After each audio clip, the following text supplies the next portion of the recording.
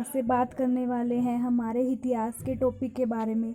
देखो, भारत के इतिहास के बारे में हम यहाँ से पढ़ रहे हैं और ल्यूसेंट की हमारे पास ये बुक रहेगी, ठीक है। तो देखो, उत्तर हिमालय से लेकर दक्षिण में समुंदर तक फैला उपमहाद्वीप, इसे हम किस नाम से जानते हैं? भारतवर्ष के नाम से जाना जाता है। पहले जो भारत है उसे किस नाम से जाना जाता था? भारतवर्ष के नाम से। और भारतवर्ष के नाम से हम इसे जानते थे। और इसे भारतवर्ष का मतलब क्या होगा? ये हमारे पास भरतों का देश, ठीक है। कि यहाँ के जो निवासी होते थे उनको किस नाम से जाना जाता था? भरत की संतान कहा जाता था, या फिर उन्हें क्या कहा जाता था? भारती भी कहा जाता था, ठीक है। तो भरत एक प्राचीन कबीले का नाम था। अगर हमसे पूछा जाए, भरत है वो एक प्राचीन कबीले का नाम था। प्राचीन भारतीय अपने देश को क्या बोलते थे? जम्बू द्वीप, ठीक है। क्या बोलते थे प्राचीन भारतीय अपने देश को? जम्बू द्वीप, मतलब कि जामुन जो वृक्ष होते हैं उसका द्वीप कहते थे। अब प्राचीन ईरानी इसे सिंधु नदी के नाम से जोड़ते थे, और जिससे वो क्या कहते थे? सिंधु न कहकर वो क्या बोलते थे? हिंदू। इसीलिए इसी के नाम पर हमारे जो देश का नाम है वो क्या कहा जाने लगा बच्चों? हिंदुस्तान कहा जाने लगा, ठीक है। क्योंकि जो सिंधु लोग थे वो क्या कहते थे? इसे हिंदू कहते थे, ठीक है। तो वो हमारे पास क्या कहलाने लगा? हिंदुस्तान, ठीक है। तो इसी आधार पर हमारे पास यूनानी भाषा था, उसमें जो वर्ड है वो कौन सा यूज किया गया था? इंडे। और इंडे के आधार पर जो अंग्रेज है वो हमारे देश को क्या कहने लगे थे? इंडिया कहने लगे थे, ठीक है। तो पारा बदले जो हमारे पास पर्वत श्रृंखला है वो उसके अंदर कितने दो भाग में बढ़ते हैं। एक तो हमारे पास उत्तरी भारत, ठीक है, और एक अपने पास है वो यहाँ से क्या रहेगा? दक्षिण, ठीक है। तो जो उत्तर है उसमें तो इंडो यूरोपीय परिवार की जो अपने पास भाषाएं हैं वो बोलते हैं, ठीक है, मतलब कि अंग्रेजी वगैरह। और दक्षिण जो हमारे पास है उसमें द्राविड़ परिवार की जो भाषाएं बोलने वाले उसको क्या था? बहुमत प्राप्त था, ठीक है। तो इस टाइप से हम हमारे पास यहाँ से इतिहास के बारे में पढ़ेंगे।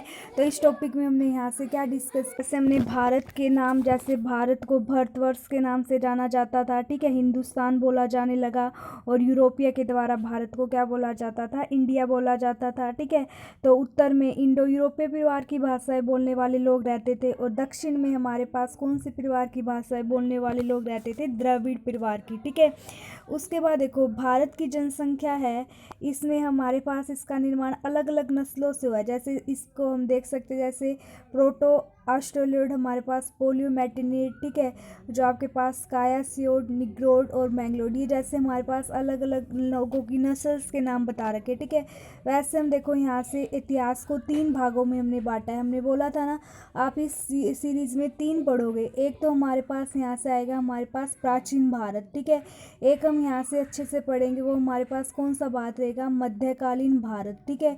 और एक जो हमारे पास सबसे लास्ट में जो हम बात करेंगे वो हमारे पास है वो कौन सा भारत रहेगा? आधुनिक भारत। देखो, 3 आधुनिक, प्राचीन भारत, मध्यकालीन भारत, और एक हम डिस्कस करने वाले हैं यहाँ से आधुनिक भारत। देखो, प्राचीन भारत है, इसके जो इतिहास है, इसके स्रोत है वो हमें कहाँ कहाँ से मिलते हैं? जैसे अपने पास धर्म ग्रंथ हो गए, ठीक है, ऐतिहासिक ग्रंथ हो गए, ठीक है, विदेशियों का विवरण, हम अलग अलग जो यात्री आएंगे उनके बारे में पढ़ते हैं, ठीक है। पुरातत्व संबंधी साक्ष्य है, उसके बारे में हम यहाँ से रीड करेंगे कि हमारे पास कौन कौन से पुरातत्व संबंधी साक्ष्य वो मिले हैं, ठीक है। तो अब हमारे पास 4 वेद होते हैं, ठीक है। और सबसे जो प्राचीन धर्म ग्रंथ है वो हमारे पास है वो कौन सा रहेगा? यहाँ से वेद रहेगा। सबसे प्राचीन जो धर्म ग्रंथ है वो हमारे पास क्या रहेगा? वेद रहेगा। और वेद का जो संकलन करता है वो किसे माना गया है? महर्षि कृष्ण दयापान वेद व्यास को कहा गया है, ठीक है। हम 4 वेद पढ़ते हैं, ये सभी को पता है। एक तो हमारे पास सबसे पहले हम पढ़ते हैं यहाँ से ऋग्वेद, ठीक है। एक जो वेद है वो हमारे पास क्या रहेगा? ऋग्वेद। दूसरा जो वेद है वो हमारे पास क्या रहेगा? यहाँ से अर्थवेद हम पढ़ते हैं, ठीक है। एक आप यजुर्वेद पढ़ोगे, और एक जिसमें संगीत के बारे में वर्णन किया गया है वो जो वेद है वो हमारे पास क्या कहलाया गया? यहाँ से सामवेद, ठीक है। इन तीनों को डिस्कस करेंगे हम यहाँ से। एक तो हमारे पास क्या रहेगा? ऋग्वेद। तो ऋग्वेद में हमारे पास मतलब कि अलग अलग रचनाएं हैं, ठीक है, ज्ञान के संग्रह को क्या बोला जाता है? ऋग्वेद। अब ऋग्वेद के अंदर आपके पास 10 मंडल, ठीक है, क्या रहेंगे हमारे पास? यहाँ से 10 मंडल रहेंगे। 1028 है वो सुक्तियाँ हैं हमारे पास, ठीक है। और 1000 मतलब कि 10,462 है वो क्या रहते हैं? यहाँ से रचाएँ रहेंगी, ठीक है। 10,462 है वो हमारे पास क्या रहेंगी? यहाँ से रचाएँ हैं, ठीक है। और इस ऋग्वेद को पढ़ने वाले हैं उसको ऋषि को क्या बोला जाता है, यहाँ से होता है। जो ऋग्वेद को पढ़ता है उसके लिए हम वर्ड यूज करते हैं, वो क्या कहलाएगा, हमारे पास होतर बोलते हैं, ठीक है। अब देखो इस वेद की जानकारी से हमें क्या क्या मिलता है, आर्य मतलब इसका राजनीतिक जो प्रणाली है वो कैसी थी, इतिहास है उनके बारे में पता चलता है, और ईश्वर के बारे में वो कैसी महिमा रखते थे उसके बारे में हमें है वो कौन से वेद से पता चलता है, यहाँ से ऋग्वेद से, ठीक है। ऋग्वेद विश्वामित्र द्वारा रचित ऋग्वेद के तीसरे मंडल में बहुत बार क्वेश्चन पूछा जाता है कि गाय जो हमारे पास सावित्री है उसके अंदर जो गायत्री जो मंत्र है वो कहाँ से लिया गया है, तो ऋग्वेद के तीसरे मंडल से हमारे पास है वो क्या लिया गया, यहाँ से गायत्री मंत्र है वो लिया गया, ठीक है। और 9वें मंडल के अंदर जो हमारे पास है वो सोम देवता का उल्लेख रहेगा, ठीक है। 9वें मंडल के अंदर हमारे पास कौन से देवता का उल्लेख रहेगा, यहाँ से सोम देवता का उल्लेख रहेगा। और 10वें मंडल से हमने क्या लिया है, यहाँ से गायत्री मंत्र को लिया है, ठीक है। अब 8वें मंडल के अंदर जो हस्त रचनाएँ होती है ना उनको क्या बोला जाता है, खिल बोला जाता है। जो हमारे पास 8वें मंडल में हस्त रचित जो रचनाएँ होती हैं उनको हम किस नाम से जानते हैं, खिल के नाम से जानते हैं, ठीक है। अब देखो चातुर्वर्ण्य समाज है इसकी जो कल्पना है वो ऋग्वेद के 10वें मंडल में है, ठीक है। जिसके अनुसार इन्होंने देखो 4 मतलब कि भागों में बांट दिया था, इन्होंने 4 भाग क्या क्या बनाए थे, एक तो जैसे हमारे पास ब्राह्मण, ठीक है, जो सबसे ऊंची जाति के जिसको मानते थे। दूसरे हमारे पास है वो क्षत्रिय इन्होंने बोला, ठीक है, जो युद्ध लड़ते थे। और एक हमारे पास इन्होंने बोला यहाँ से वैश्य जो व्यापार वगैरह के अंदर हमारी हेल्प करते व्यापार करते थे। और एक जो वर्ड है वो हमारे पास यहाँ से कौन सा आएगा, शूद्र, ठीक है। तो मतलब कि जो नीची जाति के लोग जो मतलब कि काम करते थे जूती वगैरह बनाने का, साफ सफाई का, तो वो किसके अंदर थे, हमारे पास यहाँ से शूद्र के अंदर। तो 4 हमने पढ़े, ब्राह्मण, क्षत्रिय, वैश्य और हमारे पास क्या रहेगा यहाँ से शूद्र, ठीक है। तो अब ये क्या कहते थे, जो ब्रह्मा जो हमारे पास है उसकी जो मतलब कि सबसे मुख से तो कौन बने हुए हैं, ब्राह्मण बने हुए हैं, ठीक है। उसकी भुजाओं से काम करने वाले लड़ने वाले वो हमारे पास है वो कौन बने हुए हैं, क्षत्रिय बने हुए हैं, ठीक है। और उसके जो जहांगों से वो हमारे पास है वो कौन बने हुए हैं, वैश्य। और जो उनके चरणों से उत्पन्न हुए हैं वो हमारे पास है वो कौन है, यहाँ से शूद्र, ठीक है। तो ये हमने थोड़ा सा यहाँ से ऋग्वेद के बारे में पढ़ा, ठीक है, कि ऋग्वेद में 10 मंडल थे, 1028 सूक्तियाँ थी, ठीक है, 10,462 रचनाएँ थी। और ऋग्वेद को पढ़ने वाले को होतर कहा जाता है, ठीक है। और विश्वामित्र के द्वारा जो ऋग्वेद का तीसरा मंडल है उसमें सूर्य देवता के द्वारा क्या समर्पित है, गायत्री मंत्र का उल्लेख किया गया है। 9वें मंडल में सोम देवता का उल्लेख किया गया है। और 8वें मंडल में हस्त की जो रचनाओं है उसको जो हम क्या कहते हैं, खिल कहा जाता है, ठीक है। तो इस टाइप से हमने 4 है उसको क्या है, उन भाग का जो वेद है वो हमारे पास क्या रहेगा, यहाँ से ये जो अगला वेद है उसको हम यहाँ से रीड करने वाले हैं, ठीक है। अगला जो वेद है उससे पहले हम थोड़ी सी बातें ये कर लेते हैं। देखो ये क्या कह रहा है हमें कि ऋग्वेद में कई परिच्छेदों में प्रस्तुत अध्ययन शब्द है जिसका संबंध किससे रहेगा बच्चों, गाय से। जैसे ऑप्शन टाइप में क्वेश्चन आ जाए कि अध्ययन जो शब्द है उसका जो संबंध है वो हमारे पास है वो किससे रहेगा, अपने पास गाय है उससे रहेगा, ठीक है। उसके बाद अगला जो हमारे पास यहाँ से वर्ड है वो देखो इसने हमारे पास ये डेट के लिए बताया हुआ है, ठीक है। उससे जो अगला वेद है वो हम अच्छे से रीड करेंगे, वो हमारे पास है यजुर्वेद।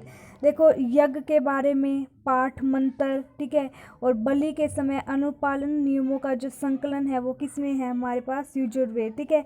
और देखो ऋग्वेद को पढ़ने वाले को होतर कहा जाता है और यजुर्वेद को पढ़ने वाले के लिए हम अधर्व्यू वर्ड यूज करते हैं, ठीक है। जो ऋग्वेद को पढ़ते हैं उसके लिए हम वर्ड यूज करते हैं अधर्व्यू। तो अधर्व्यू में यज्ञों, नियमों और विधि विधानों बोला था ना अभी अभी हमने, कि जिसमें यज्ञों के बारे में, नियमों के बारे में, विधि विधानों का जो संकलन मिलता है वो हमारे पास किसके अंदर रहेगा, यजुर्वेद के अंदर। और इस एक ये ऐसा वेद है जिसके अंदर दोनों हमारे पास भाग होते, गद्य भाग भी और हमारे पास है वो कौन सा भाग रहेगा, यहाँ से पद्य भाग भी, ठीक है। थर्ड जो हमारे पास वेद है वो कौन सा रहेगा, यहाँ से सामवेद। तो सामवेद का आर्थिक अर्थ क्या होता है, गान, जो गीत से हमारे पास संबंधित है। तो इसके रचनाओं को जो पढ़ने वाले इसके पाठ करता है उसको क्या बोला जाता है, उद्धार्थ, ठीक है, उद्धार्थ वर्ड। तो 3 वर्ड आए, होतर, ठीक है, अध्र्यु और एक जो वर्ड है वो कौन सा रहेगा यहाँ से, उद्रात। ठीक है, तो ये भी ऋग्वेद पर आधारित है और इसे भारतीय संगीत का क्या बोला जाता है, जनक बोला जाता है। ठीक है, तो ऋग्वेद और सामवेद है, इसमें हमारे पास किसी भी ऐतिहासिक घटना का वर्णन हमें नहीं मिलता। अगला जो वेद है वो कौन सा रहेगा, अर्थवेद। ठीक है, तो अर्थवेद में 731 क्या है, मंत्र है, 6000 है वो हमारे पास क्या रहेंगे, पद रहेंगे। तो इसके जो मंत्र है वो ऋग्वेद के जो हमारे पास मंत्र उससे भी पुराने हैं। ठीक है, तो ऋग्वेद क्या है, कन्याओं के जन्म की क्या करता है, ये निंदा करता है। ठीक है, और इसमें हमारे पास ऐतिहासिक दृष्टि से देखो ऋग्वेद का महत्व है वो सामान्य मनुष्य के विचारों और अंधविश्वासों के ऊपर, मतलब कि अंधविश्वासों का जो वर्णन है वो भी किसके अंदर मिलता है, हमारे पास अर्थवेद के अंदर। ठीक है, अर्थवेद है जो उसका प्रतिनिधित्व है सुक्तक माना जाता है और इसमें मानव के सभी पक्षों के बारे में वर्णन किया, जैसे घर बनाना, खेती के बारे में, व्यापारिक मार्गों का कहान। ठीक है, निवारण, विवाह, सारे राजभक्ति, राजा का चुनाव, वनस्पतियों के बारे में, श्राप। ठीक है, वशीकरण, ये मातृभूमि, इन सब का वर्णन दिया गया। और कुछ मंत्रों में तो किसका वर्णन भी किया गया, हमारे पास जादू टोने हैं, इसका भी वर्णन किया गया है। ठीक है, तो ये हमारे पास कौन सा वेद था, अर्थवेद। और अर्थवेद में परीक्षित कुरुओं को क्या कहा गया था, राजा कहा गया था। ठीक है, कुरु है वो देश की समृद्धि का अच्छा चित्रण मिलता है। ठीक है, अर्थवेद में जो परीक्षित है उसको क्या कहा गया, कुरुओं का राजा कहा गया है। उसके बाद देखो इसमें सभा और समिति को प्रजापति की क्या कहा गया है, दो पुत्रियां कहा गया है। सभा और समिति को प्रजापति की क्या कहा गया है, पुत्रियां कहा गया है। तो सबसे पुरातन वेद बताओ कौन सा रहेगा, ऋग्वेद। और सबसे बाद का जो वेद है वो हमारे पास है वो कौन सा रहेगा, यहाँ से अर्थवेद रहेगा। ठीक है, उसके बाद देखो वेदों को अलग से समझने के लिए 6 वेदांग भी बने, फिर शिक्षा, ज्योतिषय, कल्प, व्याकरण, निरुंद और क्या रहेगा हमारे पास से छंद रहेगा। ठीक है, तो आज के वीडियो में सिर्फ इतना ही, फिर लगातार हम यहाँ से हमारी प्लेलिस्ट को चलाते रहेंगे। ठीक है, तो इतिहास को हम अच्छे से पढ़ लेंगे यहाँ से, इसी टाइप से हम साइंस को पढ़ेंगे। ठीक है, पॉलिटी को पढ़ेंगे। अगर आपको वीडियो अच्छी लगे तो लाइक करें, शेयर करें, चैनल को सब्सक्राइब करें। Thank you.